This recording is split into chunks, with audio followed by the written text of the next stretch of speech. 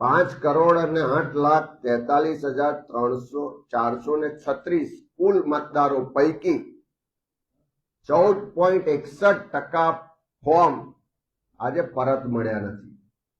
અને આ જે આંકડો જોઈએ તો 5,08,00,000 મતદારોમાંથી 74,00,000 મતદારોના ફોર્મ આજે ચૂંટણી પંચ પાસે પાછા આવ્યા નથી. અને એમણે જે બ્રેકઅપ આપ્યું છે એનું કે આ પૈકી 18,03,050 મતદારો મૃતક છે, એટલે મૃત્યુ પામેલા છે, ઓળખ ના થઈ શકી હોય, એટલે ખબર નથી કે કોણ મતદાર છે, એનો કોઈ અતો પતો નથી મળતો. એવા 10,10,243 મતદારો છે. સાથે સાથે કાયમી સ્થળાંતર થઈ ગયા હોય એવા 40,37,187 મતદારો છે.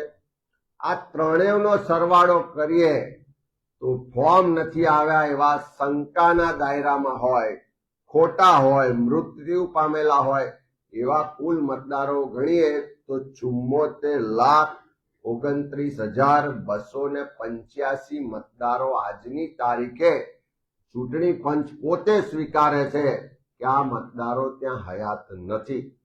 એનો સ્પષ્ટ મતલબ છે, અમે તો કહેતા હતા 12%ના રેશિયોમાં વોટ ચોરી થાય છે, પણ આજે ચૂંટણી પંચે સ્વીકાર્યું છે કે 14.61% મતદારોનો અતોપતો નથી. એટલે આ જ રીતે જો જોઈએ તો 2002 થી અત્યાર સુધી જેટલી પણ ચૂંટણીઓ થઈ, આ 14%ના રેશિયોએ વોટ ચોરી ગુજરાતમાં થઈ રહી હતી. આટલા બધા મૃતક હોય, આટલા બધા આઈડેન્ટિફાઈડ ના થયેલા મતદારો હોય, આટલા બધા સ્થળાંતર થયેલા મતદારો હોય, એમ છતાં અત્યાર સુધી આ મતદાર યાદીમાં નામો ચાલ્યા, અત્યાર સુધી આ નામો પર ખોટા વોટ નખાયા, અત્યાર સુધી આ વોટોની ચોરી થઈ.